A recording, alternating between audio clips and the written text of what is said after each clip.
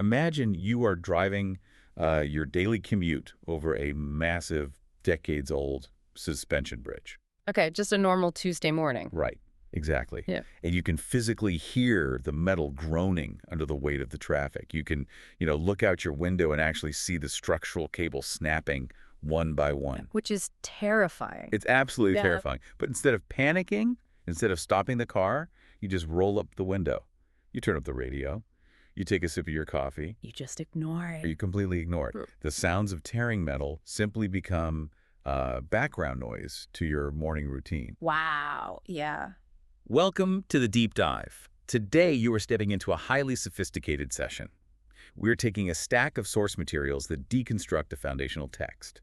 Specifically, we're looking at Surah Al-Anbiya, verses 1 through 9. And this is a heavy one. It really is. Now, traditionally, when people approach ancient scriptures like this, there's this automatic expectation of mysticism, right? Oh, absolutely. People expect magic. We expect a magical apocalypse. We assume we're going to read about everyday people getting caught completely off guard by, I don't know, sudden lightning bolts from the sky while they're doing their laundry. Right, fire and brimstone. Exactly. But our mission today is different. It has to be, because that traditional expectation, that magical apocalypse interpretation, it's actually a psychological comfort mechanism. Wait, a comfort mechanism? Yeah. How is an apocalypse comforting? Because it's a lazy intellectual placeholder. Huh? Think about it. When we read these texts as supernatural fairy tales about a magical end of the world, we conveniently remove the text from our immediate, rational reality. Ah, I see. We place it safely in the realm of the extraordinary, which means it doesn't demand anything of us in our day-to-day lives. Right, because if it's magic, you can't control it anyway. Exactly. But the source material we are analyzing today completely shatters that mythological framework. Oh. We have to start by completely discarding that magical apocalypse interpretation. And that is the core mission of this deep dive. We are not going to analyze this text with, well, religious sentimentality. No. Or as theologians arguing over mystical metaphors. We are going to analyze these 9 verses the way master sociologists and systems engineers dissect the absolute ironclad laws of why nations rise and fall. We are looking for the empirical blueprint of civilizational survival. Yes. So to do that, let's start right at the beginning. Reframe the very first verse for us. Let's do it. The traditional translation of verse 21.1, Iqtarab lilasi avisa boom, is almost universally presented as a magical day of judgment that is rapidly approaching to destroy everyone. Right, but when you look at the linguistic roots, when you strip away centuries of cultural overlay, this isn't about a magical end of the world at all. What is it about then? It is describing a profound, inescapable law of social physics. The verse is establishing a mathematical tipping point. A mathematical tipping point. Okay, unpack that. Well, look at the word hisab. It relates to accounting, to the balancing of ledgers, to calculation. Like an economic ledger. Exactly. What the text is arguing is that every single society operates on a structural architecture. When a society accumulates injustices, when it runs on unearned privileges, exploitation, systemic imbalances. All the stuff we see in collapsing empires. Right. Those actions aren't just invisible moral failings. They are physical, structural cracks in the foundation of that civilization. Okay, let me make sure I'm following the mechanics of this. You're saying it operates like structural engineering. It's exactly like structural engineering. So if an engineer designs a skyscraper, but the contractors use compromised steel, and they pour a faulty concrete foundation to save money. Right, to cut corners. The eventual collapse of that building isn't a magical punishment from the universe. Precisely. It is the inevitable settling of physical accounts. The hisab is the systemic ledger balancing itself out. So it's math. It's just pure math. Pure math. In structural engineering, there is a concept called the fatigue limit. The fatigue limit. Yeah. A material can handle a certain amount of stress repeatedly for a certain period of time. We call this elasticity. A society has elasticity too. That makes sense. It can absorb some corruption. Right. It can absorb a certain amount of corruption, a certain amount of wealth disparity, a certain amount of exploitation, and still technically function. For a while, at least. For a while. But eventually, the extraction of wealth outpaces the generation of value. The repeated stress causes microfractures in the social contract. And then what happens? Well, the mathematical tipping point, the hisab, is the exact moment when the accumulated structural failures surpass the system's elasticity. And the architecture breaks. The architecture breaks. And the text is stating that for the society in question, this mathematical tipping point is fast approaching. So it is an inevitability based purely on cause and effect. It is gravity, not a deity sitting on a cloud throwing lightning bolts. It is the absolute gravity of social physics. And that is why it is so terrifying. Because you can't bargain with it. Exactly. You can negotiate with a deity, you can offer a sacrifice or a prayer. Right, you can ask for forgiveness. But you cannot negotiate with gravity. You cannot pray away a structural collapse once the load-bearing pillars have been hollowed out. Wow. Okay, so if the math is terminal and the collapse is mathematically guaranteed based on the structural rot, why isn't anyone fixing it?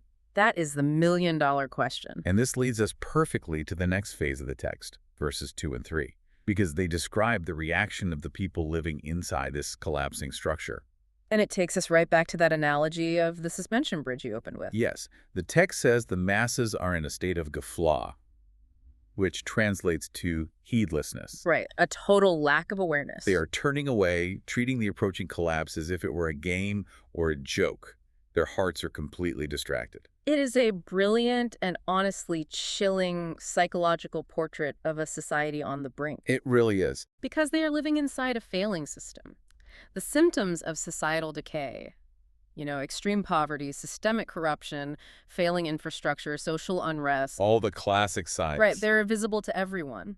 The groaning of the bridge is audible. But there is a massive cognitive disconnect. They treat the symptoms of collapse as just another piece of passing entertainment. In sociology, isn't there a term for this? The normalization of deviance. Yes, exactly.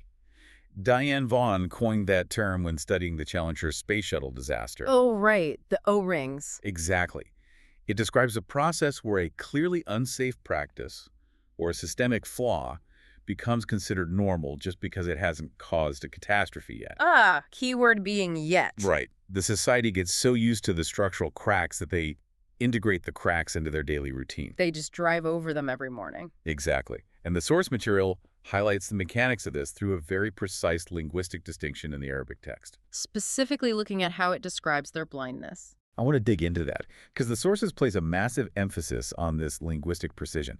Break down the difference between seeing and perceiving here. Okay, so in classical Arabic, and specifically within the framework of this text, there is a razor-sharp distinction drawn between two words, bazar and nazar. Bazar and nazar. Okay, let's start with bazar. Bazar refers to the purely physical act of seeing. Your optic nerve is functioning perfectly. Light is bouncing off an object, hitting your retina. Your brain is processing the visual data. Right. And you are aware of the physical objects in front of you. So basically just biological eyesight. Correct. But nazar is an entirely different cognitive process. How so? Nazar implies cognitive perception. It means looking with the mind, analyzing the data, understanding the context, the causality, and the implications of what your eyes are physically showing you. Okay, so making sense of the data. Yes, and the source material references another verse entirely, verse 7.198, to illustrate this perfectly. What does that one say? It says, quote, "You see them looking at you, yansuruna ilak, but they do not see, la yubsirun." Wait, they are looking, but they aren't seeing. That sounds like a paradox. Explain the mechanism there. It's not a paradox at all. It's a diagnosis of cognitive failure. Okay, unpack that. The text uses nazar in the first part to say they are physically directing their gaze at the messenger, or the data, but it uses the negation of basar to say they lack the internal vision, the cognitive reckoning, to actually process the reality of the message. Ah, they stare blankly at the data. Exactly. They fail to perceive the impending structural failure. So, to apply this to our bridge analogy, Right. the commuter's eyes physically register the rust. Their optic nerve processes the snapping cables, that is the physical sight. Yes. But their brains actively, perhaps defensively, refuse to process the implication. Which is that the bridge is going to fall. Right, and they're going to plunge into the river. They lack the nazar. That is the exact mechanism. They see the economic disparities, they see the corruption, but their minds are entirely detached from the reality that these are the terminal precursors to civilizational collapse. It's just wild to think about. It gets worse. In fact, the text says they listen to the systemic warnings as if they're just watching a play or hearing an entertaining story. Like it's a Netflix documentary about someone else's problem. Exactly. It's completely divorced from the fact that it is their own physical survival on the line. They treat the data of their own demise as a spectator sport. Okay, hold on. This brings up a major structural question for you. I'm going to act as the proxy for our listener here, Bring it on. because the listener is trying to reconcile this highly empirical scientific approach with the actual text. Fair enough. The title of this entire surah, this chapter, is Al-Anbiya, which everywhere, in every translation, is translated as the prophets. Now, you can't just brush past that. In everyday language and in thousands of years of theological history, when we hear the word prophet, we immediately picture a mystic on a mountain. We really do. We picture a guy with a long beard, holding a wooden staff, receiving supernatural trances, and predicting the future. The classic archetype. Right. Doesn't the very title of the text imply a lineage of mystics with magical powers? I mean, you're giving us a systems engineering breakdown, but the text literally calls them prophets. Justify that. It is a completely fair challenge, and it requires us to dismantle a culturally inherited definition and look at the actual science of the language. Okay, let's look at the science. If we are analyzing this text as sociologists, we have to look at the etymology. The source material does this by going straight to the linguistic root of the word nabi. The root being NBA. Yes. The word naba does not mean a magical prophecy. It does not mean a mystical vision of the future granted by a spirit. What does it mean? Naba translates, quite literally, to critical, evidence-based, socio-political intelligence. Intelligence? Yeah. Like data. Yes. It is vital news of immense consequence that demands immediate action. Therefore, a nabi is not a fortune teller looking into a crystal ball. What are they then? A nabi is an agent delivering naba. So you're arguing it's more akin to an intelligence officer. In a structural sense, yes. That sounds like you're stripping away the theology and replacing it with modern geopolitical terminology. Is that historically accurate to the language? It is the most accurate framework for the classical root. Think of it as a cosmic intelligence brief delivered to a society on the brink of collapse. A cosmic intelligence brief. I like that phrasing. The nabi is the system builder who brings the empirical data, the undeniable mathematical reality of where the society's current trajectory is heading. So they are diagnosing the structural integrity of the civilization. Exactly. They aren't predicting the future through magic. They are forecasting the future through causality. Cause and effect. Right.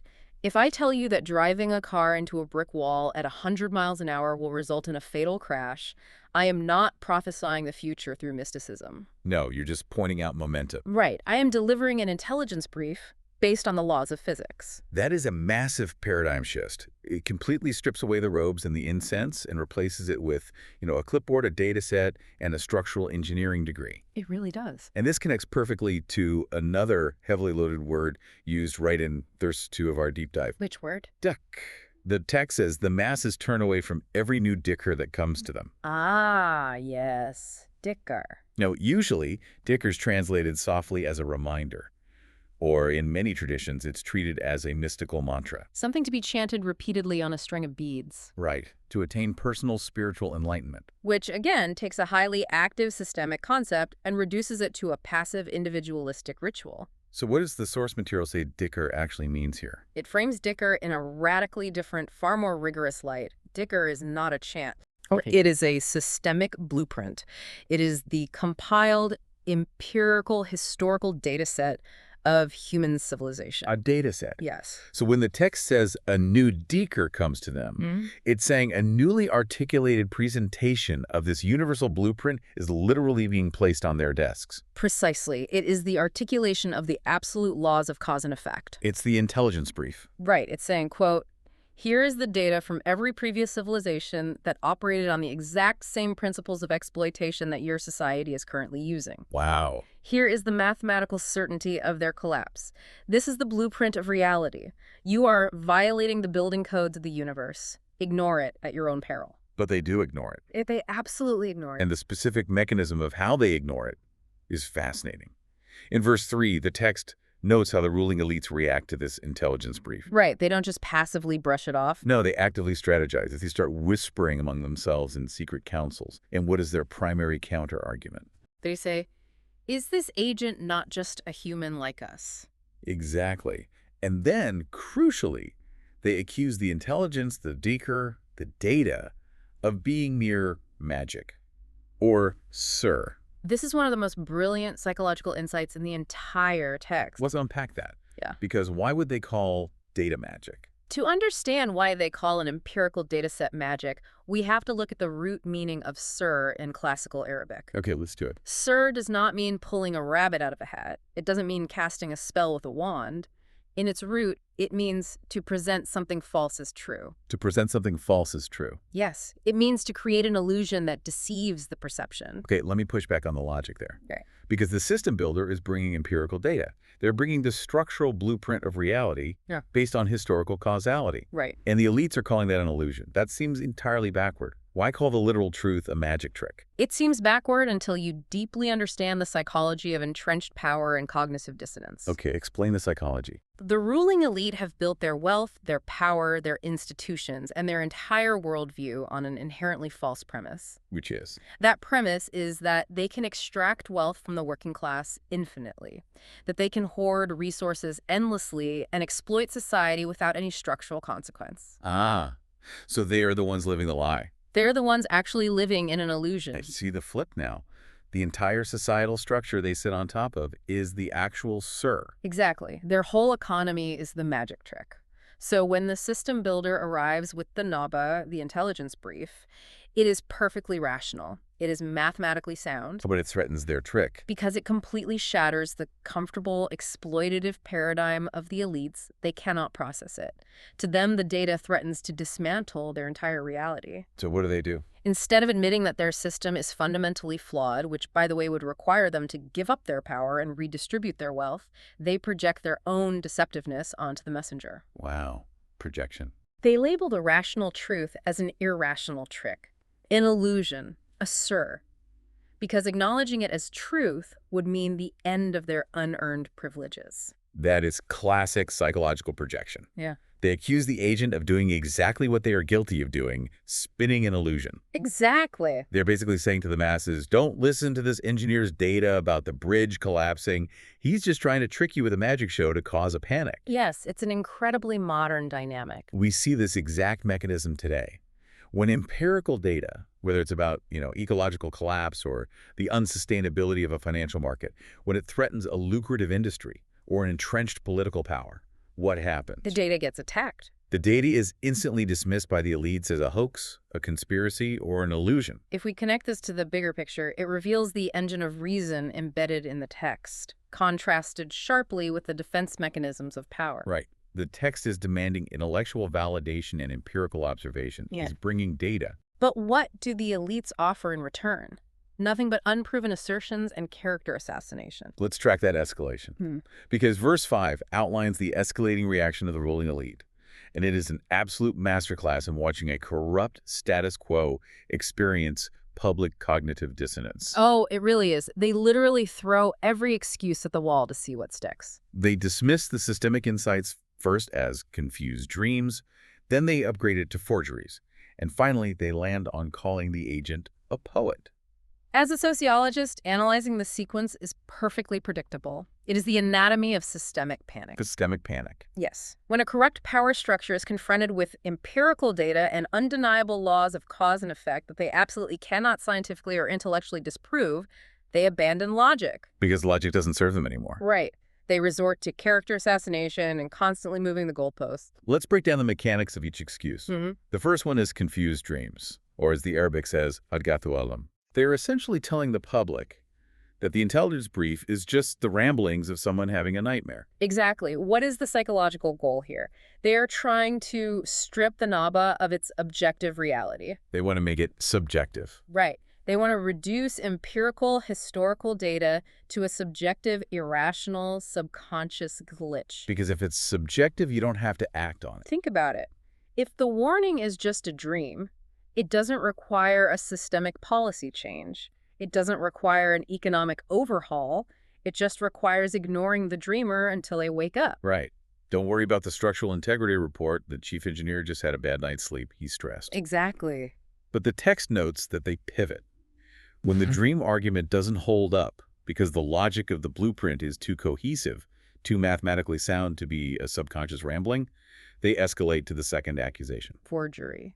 Iftarahu. They claim he just deliberately made the whole thing up himself. Notice the severe contradiction here. Yeah, let's look at that. First, they say it's an unconscious, confused dream. A dream is not deliberate, it happens to you. Right. Then, in the next breath, they say it's a deliberate, conscious, meticulously crafted forgery. That's a complete 180.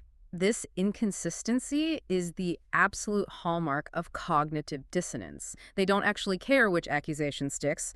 The internal logic of their defense doesn't matter to them as long as it delegitimizes the data. They must label hard economic realities as delusions to protect their comfort. Exactly. But the most fascinating insult, and the one the source material spends a massive amount of time deconstructing, is the third one. Calling him a poet. Yes, they call the system builder a poet, a sha'ir. Now, to a modern listener, being called a poet sounds like a compliment. Right, it sounds lovely. Oh, you're so artistic, you're so expressive, you have such a beautiful way with words. Why in the world was this specific label used as the ultimate dismissal? And why does the text reject it with such absolute ferocity? To understand the mechanics of this insult, we have to do a deep dive into the cultural and sociological role of poets in that specific historical context. Pre-Islamic Arabian society. Yes. In that culture, the poet wasn't just a quiet guy writing sonnets in a coffee shop. Okay, what were they? The poet was a highly influential, incredibly powerful, almost revered public figure. Like a celebrity. They were considered conduits for a mystical muse, a source of inspiration that came from outside themselves, an intuition or a sort of unverified revelation. Oh, wow. They were the media network of the ancient world. Okay, so they had immense high status and reach. If they were so powerful, why is calling the agent a poet an insult? Because while the poet had status and volume, their influence was fundamentally emotional. It was highly volatile and ultimately directionless. Directionless, how so? The source material references a later chapter, Surah 26, which is literally titled Ash-Shu'ara, the Poets, and it delivers a devastating structural critique of this archetype. It says poets, quote, wander in every valley. Wander in every valley. What does that metaphor actually mean in practice? It represents shifting moods, shifting allegiances, and complete intellectual instability. Ah, so they lacked a core principle. Exactly.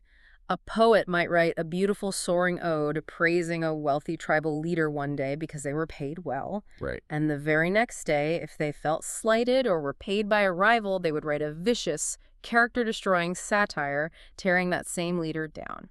So they were mercenaries in a way, Yeah. emotional mercenaries. Yes, they oscillated from belief to disbelief, from profound love to toxic hatred, driven entirely by raw emotion and the desire to evoke an emotional response from the audience. Wow. They incited tribal warfare, they stoked deep prejudices, and they did it all without a single constructive systemic goal.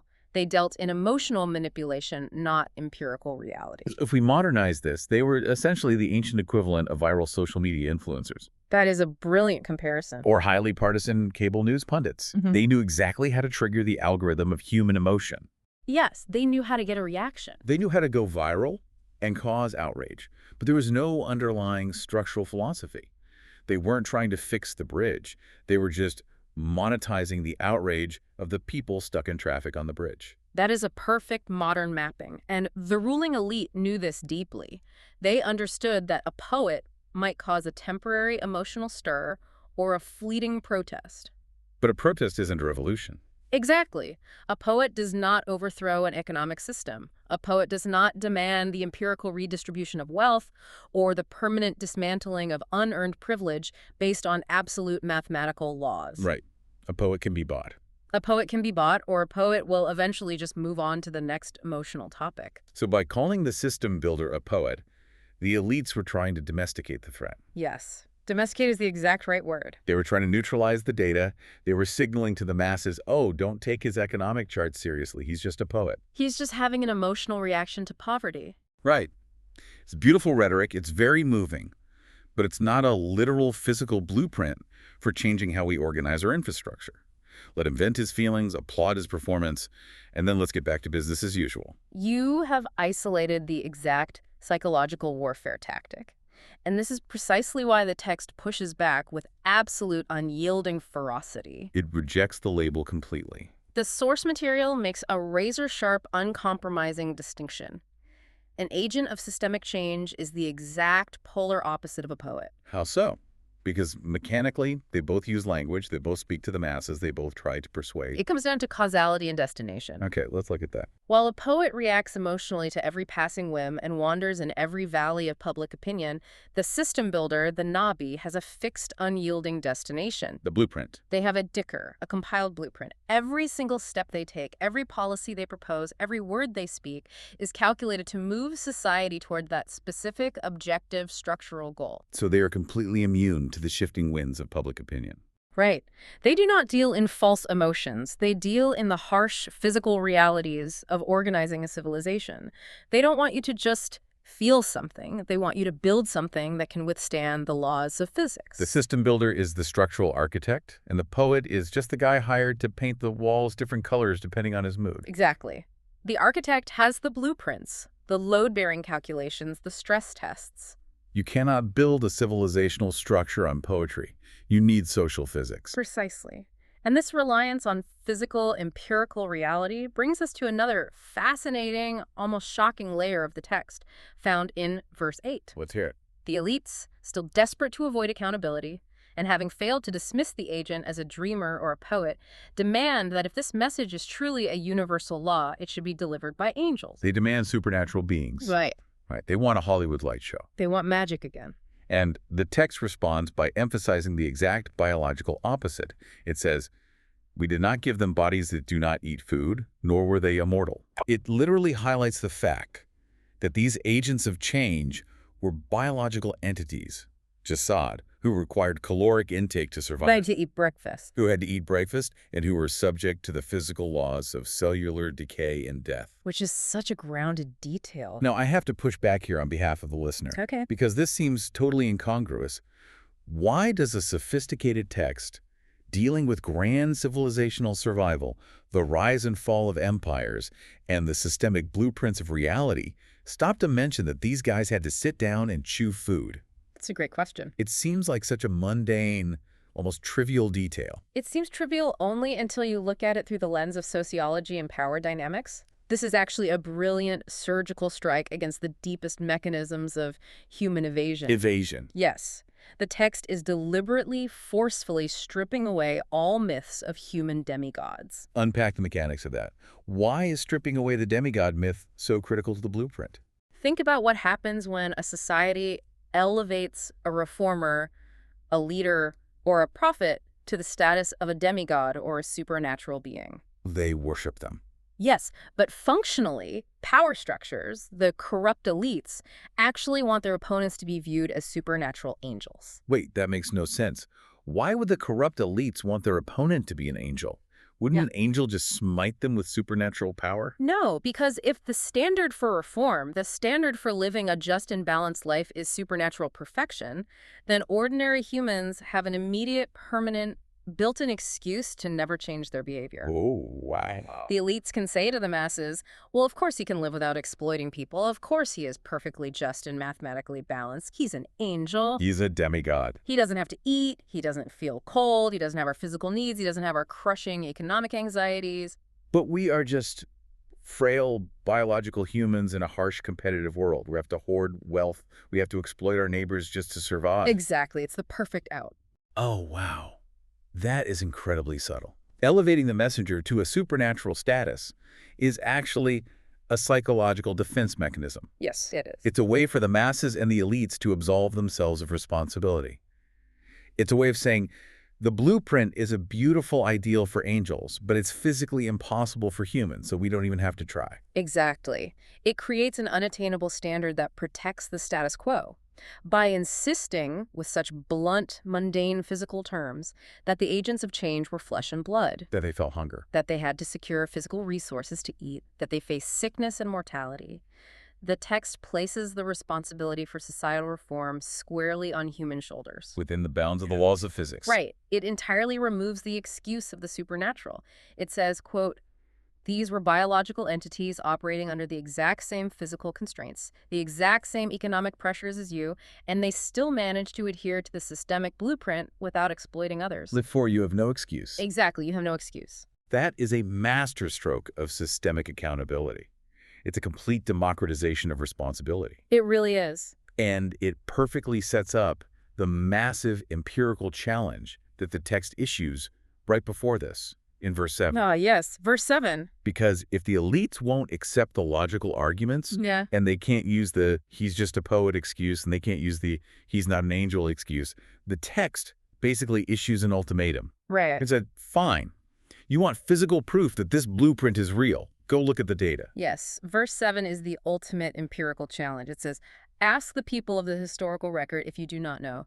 Fasalu alla atikir in kuntum la talamun. Which is often translated softly as, ask those who have knowledge. Right, but the source material frames this as a brutal, direct command for scientific historical inquiry. It's essentially saying, go dig up the ruins. Go dig up the ruins, exactly. But let's actually do that. Yeah. As sociologists, let's take up the challenge. What does the historical data set look like? It is an instruction to look at the empirical data of fallen empires.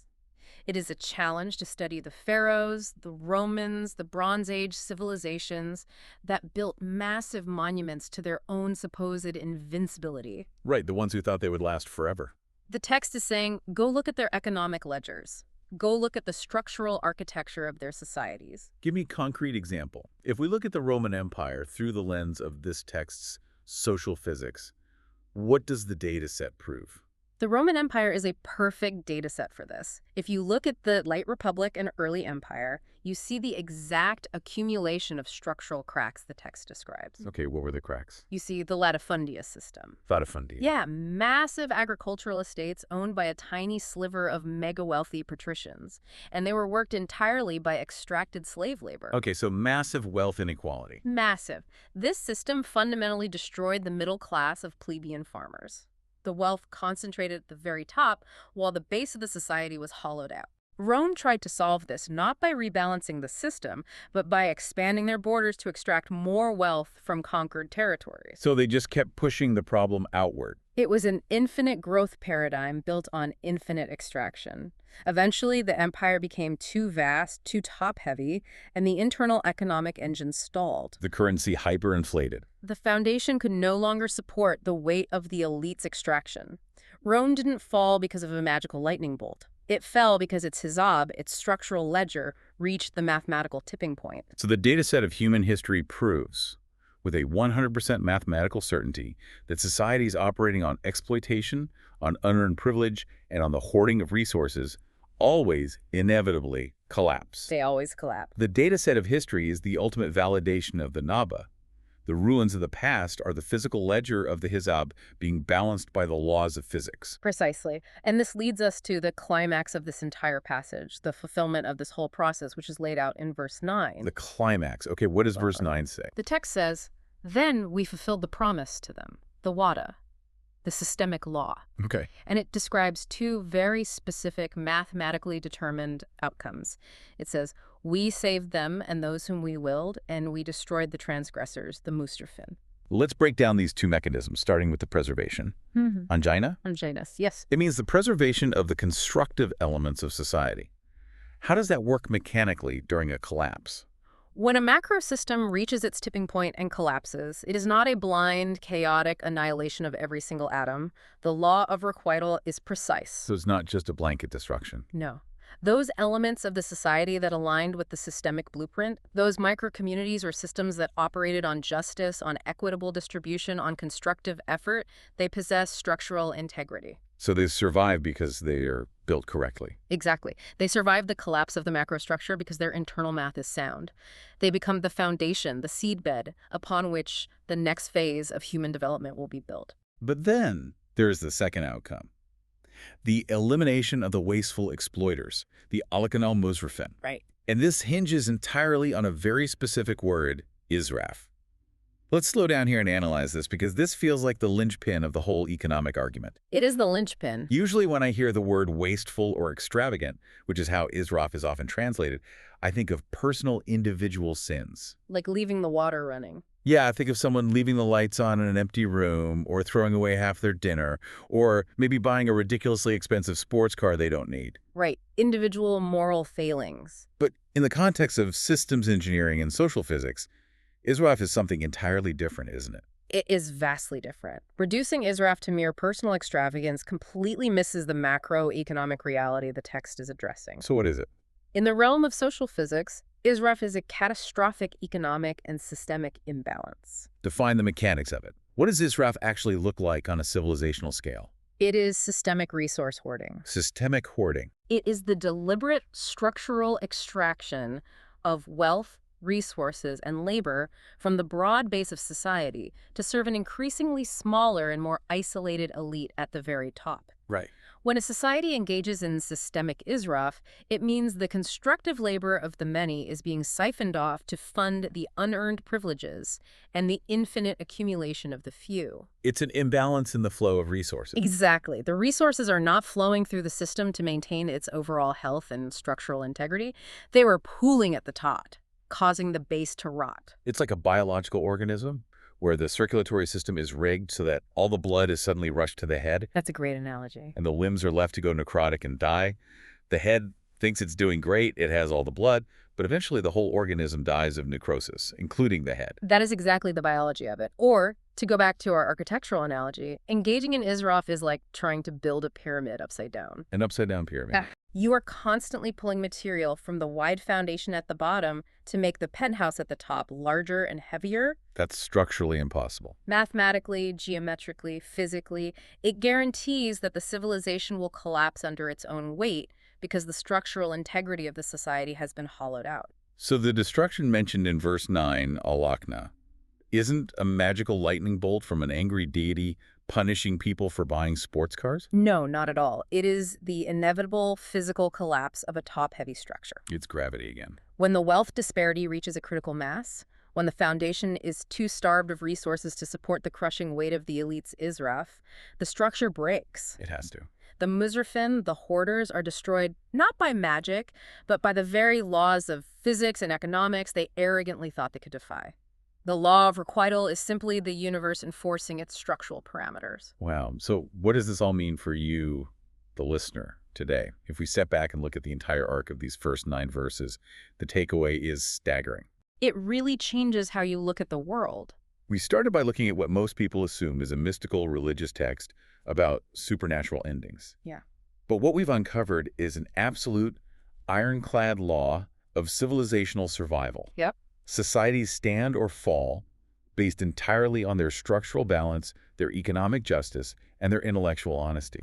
They do not survive based on their religious rituals, their emotional rhetoric, or the poetry they recite. They absolutely do not. If the foundation is hollowed out by exploitation, the bridge will collapse, period. Exactly. The laws of social physics do not care about your cultural narratives. They only care about your structural math. Before you go, consider this provocative thought. We just looked at how ancient societies collapsed because they hoarded physical resources like grain, land, and gold. Right. But what happens to a modern society that hoards information and data? In our world, data is the new wealth. Are digital monopolies committing a modern unseen form of israf? Oh, that's a brilliant question. When massive tech conglomerates extract all the data and cognitive labor from the working base of society, concentrating that intellectual wealth at the very top to train algorithms that serve only a fraction of the elite, aren't they building an upside-down digital pyramid? They absolutely are. Think about the structural integrity of our digital bridges today. If the physical law of israf applies to the digital realm, what does our hizab, our tipping point, look like? Absolutely. And now that the systemic parameters are set, the text shifts gears. In Lecture 213, covering Surah 21, Ayat 10-20, we will watch this blueprint collide directly with the physical universe itself, exploring how the cosmic order completely rejects systemic exploitation. You won't want to miss it. Keep questioning the architecture of the world around you. We'll see you in the next session.